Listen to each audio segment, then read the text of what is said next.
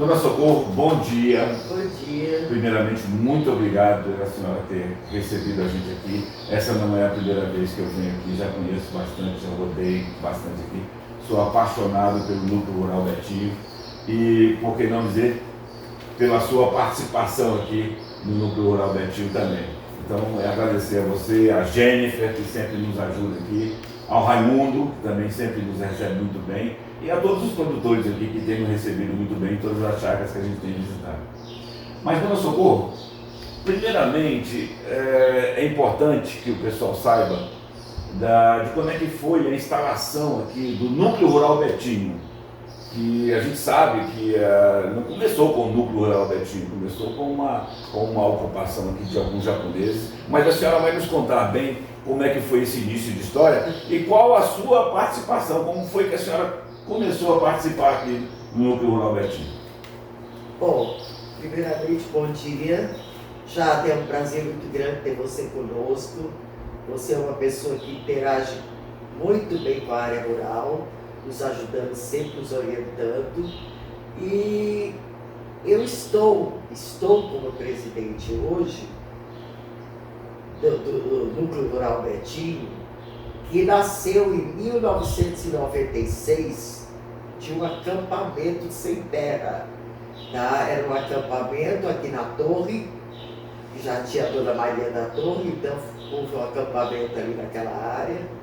E por diversas vezes foi tentado entrar aqui na área da Radiobras, que hoje é IBC, e sempre foi retirado com o policiamento, a fiscalização da administração do GDF.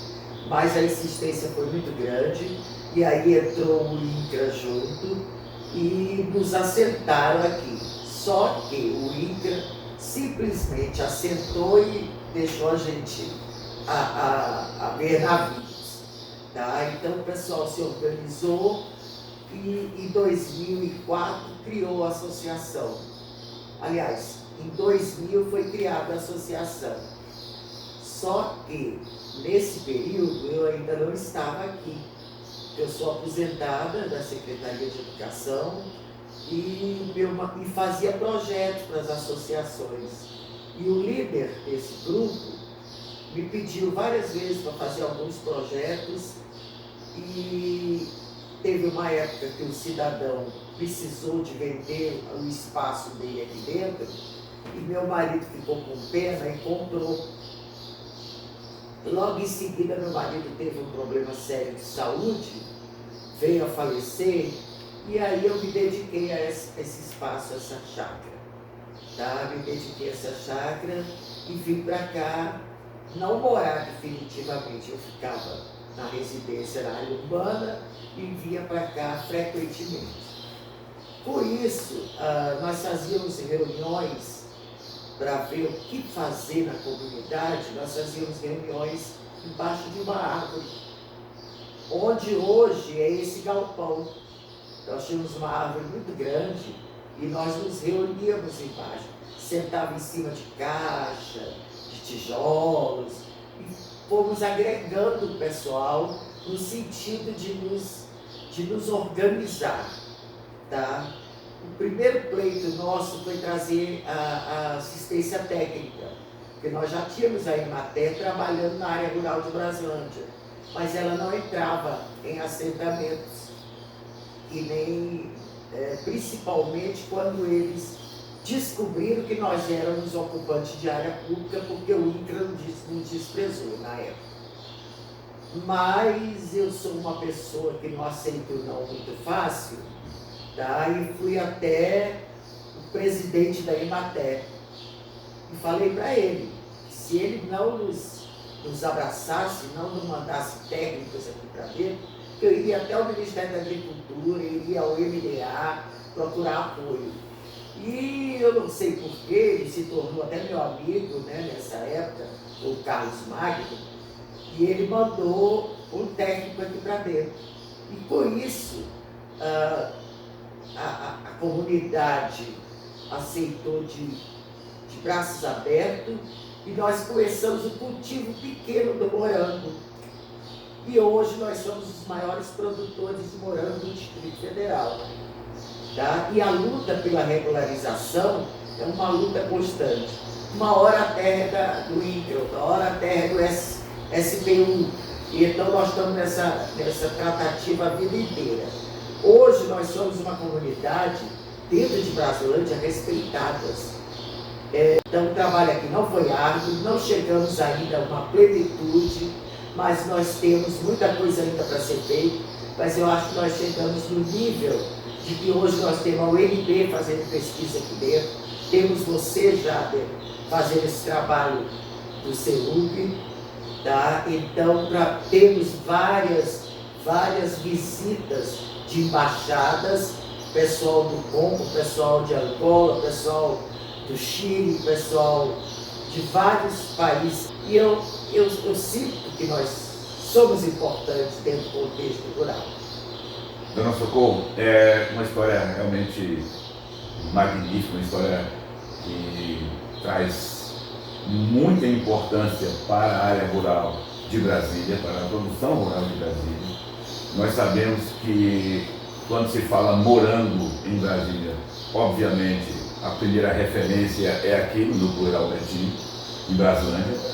Mas nós temos também outras produções aqui dentro muito importantes também. Eu visitei produção de plantação de alho, de folhas e tudo mais, porque o morango, apesar de ser o carro-chefe, né, vamos dizer assim, ele não é o ano todo, ele é sazonal, né? Então nós temos que, o Betim não para, né? Sai de uma safra, vem outra, sai de uma produção, vem outra. Só vamos lá. Um parênteses. Quando se fala assentamento Betim, inclusive eu falei dentro do INCRA, eu vou tirar a palavra assentamento e botar núcleo. Muito bem. Porque vocês não nos valorizaram. Isso. Tá? Então, nós somos o Núcleo Rural Betim, inclusive as nossas placas de orientação toda está como Núcleo Rural Betim. Isso, e nós já nos acostumamos com essa definição de núcleo rural. Eu esqueci até de colocar que teve uma época em 2015, nós somos chamados pela Procuradoria-Geral da República, na pessoa da procuradora Ana Paula Montalvani, e ela chamou todos os órgãos da pessoa, da sociedade civil, só tinha eu. Ela chamou INCRA, SPU, EMATER, MAP, chamou vários órgãos, tá? Porque ela recebeu um calhamaço de denúncias para retirar o núcleo rural daqui, tá? O núcleo rural que já estava estabelecido. Só que eu sentei ao lado dela e ela pediu, a primeira palavra que ela pediu foi a minha. Ela disse: eu quero ouvir a história do Betim. Então, essa história que eu relatei para os senhores, eu relatei para ela com mais ênfase, com mais detalhes. Quando eu acabei de relatar, ela fechou o calhamaço de denúncia e disse: Betinho não tem retrocesso, é regularização. E nós temos o amparo da Procuradoria-Geral da República.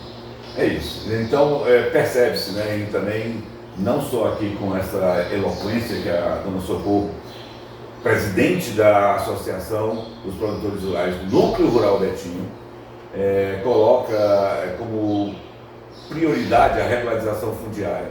Todos os produtores que a gente tem conversado também falam muito da necessidade dessa regularização. Espero que as autarquias como o INCRA, os órgãos como a SPU, como a TerraCap, que me parece que também alega ter um pedaço de terra aqui dentro, tenham noção da importância que é a regularização fundiária para este núcleo rural. Isso traz a legitimidade jurídica, isso traz a segurança jurídica para que a produção prospere, para que o Distrito Federal tenha como referência realmente o Núcleo Rural Betim como grande produtor de morango e de vários outros itens das hortaliças. Dona Socorro, muito obrigado pelos seus esclarecimentos.